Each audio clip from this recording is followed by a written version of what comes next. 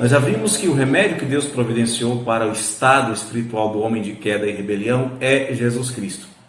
Este estágio de queda e de rebelião foi iniciado em Adão, lá em Gênesis. No livro de Gênesis nós temos este relato, e o profeta Oséias, no capítulo 6, verso 7, diz que os homens continuam transgredindo a aliança do Senhor exatamente como Adão e se portando aleivosamente contra o Senhor, ou seja, se portando rebeldemente contra o Senhor. O Salmo de número 14, verso 3, nos diz que esta transgressão que tem sido transmitida geração após geração tem influenciado o comportamento de absolutamente todos os homens. Porque não há homem que não peque, não há homem que proceda retamente diante de Deus. O Salmo 14, 3 diz que todos se extraviaram e juntamente se corromperam. Diz ainda que não há quem faça o bem, não há nem um sequer. Mas, graças a Deus, nós já vimos que a solução, que o remédio para o pecado, nos foi ministrado através de Jesus Cristo. Mas quem é este Jesus Cristo?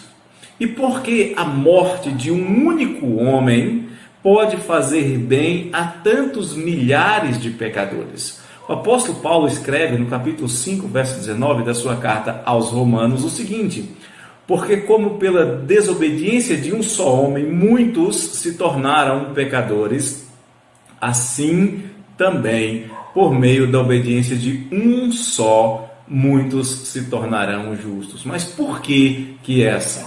Deixa eu te explicar. Em primeiro lugar, porque Jesus é verdadeiro homem. Há quem diga que Jesus não era de verdade um homem. Dizem, por exemplo, que talvez ele fosse um espírito evoluído, ou então um anjo, e alguns, viajando um pouco mais, chegam a dizer que Jesus era um extraterrestre. Entretanto, a natureza humana do Senhor Jesus Cristo é-nos atestada nas Escrituras e é essencial no seu ministério. Em Hebreus, no capítulo 2, verso 17, a palavra de Deus nos diz assim: por isso mesmo, convinha que em todas as coisas Cristo se tornasse semelhante aos irmãos, para ser misericordioso e fiel sumo sacerdote nas coisas referentes a Deus, e para fazer propiciação pelos pecados do povo. Se a ofensa foi de um homem, a retratação teria que ser obrigatoriamente também de um homem. Teria que ser feita por um ser humano. Imagine você fazer uma compra, fazer um débito de um certo valor em reais e depois chegar lá querendo pagar com folhas de bananeira. Não faz o menor sentido. Aliás, é algo semelhante a isso que Paulo afirma quando diz que Cristo foi reconhecido em essência humana, em Filipenses 2,7, dizendo que ele a si mesmo se esvaziou, assumindo a forma de servo, tornando-se em semelhança de homens e reconhecido em essência humana.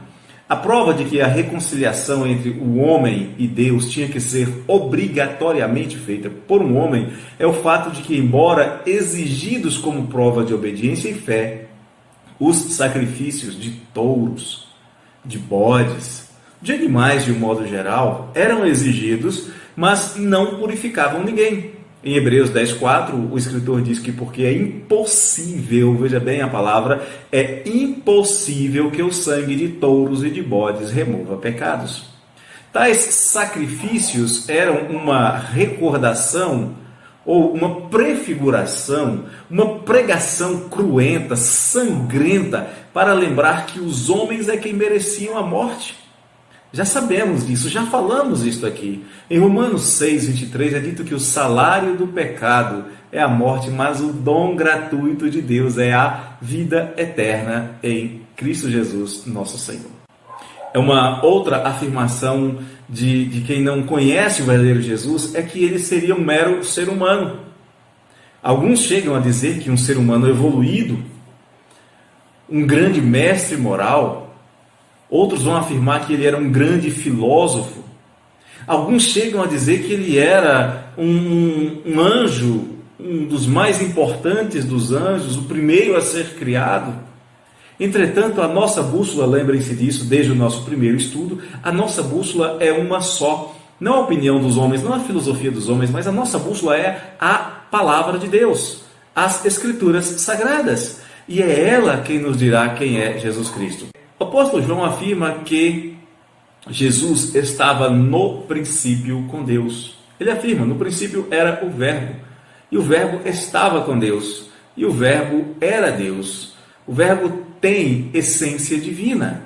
O mesmo João lembra que Deus é o Criador de todas as coisas. E ele afirma que sem Jesus nada do que foi feito se fez. Em João capítulo 1, verso 3, diz que todas as coisas foram feitas por intermédio dele, e sem ele nada do que foi feito se fez, remetendo ao que o Senhor diz quando vai criar o homem, por exemplo, dizendo, façamos o homem à nossa imagem e semelhança. Mesmo quem conhecia pouco de Jesus lhe dá um tratamento que só a Deus é devido, como é o caso, por exemplo, de Jairo, que se prostra aos pés de Jesus, conforme relata Marcos no capítulo 5, verso 22, dizendo que eis que chegou a ele um dos principais da sinagoga, chamado Jairo, e vendo-o, prostrou-se a seus pés. E reconhece então que Jesus é o doador da vida, insistentemente suplicando a Jesus, dizendo, minha filhinha está à morte, vem, impõe as mãos sobre ela para que ela seja salva e viverá. Outro exemplo é o de Tomé, que é conhecido como o mais incrédulo dos discípulos. Tomé duvidou da ressurreição do Mestre. E quando o encontra, quando tem aquele encontro com ele, o Senhor Jesus lhe mostra as mãos e o lado e pede para que ele coloque a sua mão ali, ele exclama, alegre, extasiado, Senhor meu e Deus meu. Em João 20, 28 e 29 é relatado isso. E o Senhor então lhe responde, Tomé, porque me viste e creste? Bem-aventurados que não viram e creram. O Senhor Jesus aceita que Tomé o chame de seu Deus. João é tão enfático que, ao encerrar o seu evangelho, ele afirma que o seu propósito é levar o leitor à fé viva, à fé salvadora em Jesus Cristo. Ele diz assim, estes, referindo-se aos muitos feitos do Senhor Jesus, estes, porém, foram registrados para que creiais que Jesus é o Cristo, o Filho de Deus, e que crendo tenhais vida em seu nome. João queria que todos os seus leitores crescem que Jesus é o Filho de Deus, e Filho é igual em essência ao seu Pai. Sempre é assim. Por ser verdadeiro homem, nos representando, por ser verdadeiro Deus, Jesus é o perfeito Salvador. Ele é igual a nós. Hebreus 4,15 diz que nós temos um sumo sacerdote que pode se compadecer das nossas fraquezas, porque ele foi tentado em todas as coisas, à nossa semelhança, com a diferença, porém, de que ele não cometeu pecado. Mas Jesus é também verdadeiro Deus, é o sumo sacerdote ideal, é o intercessor por excelência, pois ele pode falar com Deus como um filho fala com o Pai. Ele fez isso, por exemplo, durante aquele episódio da ressurreição de Lázaro, em João 11:41. Tiraram então a pedra e Jesus, levantando os olhos para o céu, disse, Pai, graças te dou porque me ouviste. E completa, na verdade eu falo isso por causa dos que estão aqui, porque eu sei que tu sempre me ouves. Esse Jesus é aquele que é verdadeiro homem, verdadeiro Deus. Ele nos diz para fazermos o que ele mesmo fez. Ele nos diz para confiarmos, para falarmos com Deus em oração. Ele conhece cada uma das nossas fraquezas, mas ele não as tinha. Somente assim, somente assim alguém poderia conquistarmos o perdão, sendo verdadeiro homem, nos representando, sendo verdadeiro Deus puro e fazendo este trabalho de intercessão entre o pecador e o santo. Qualquer outro homem que se aproximasse de Deus seria na condição de pecador e justamente merecedor da ira de Deus. Como Isaías, por exemplo, diz, porque sou homem de lábios impuros, habito no meio de um povo de impuros lábios, e os meus olhos viram o Rei, o Senhor dos Exércitos. Ele dizia, ai de mim, estou perdido.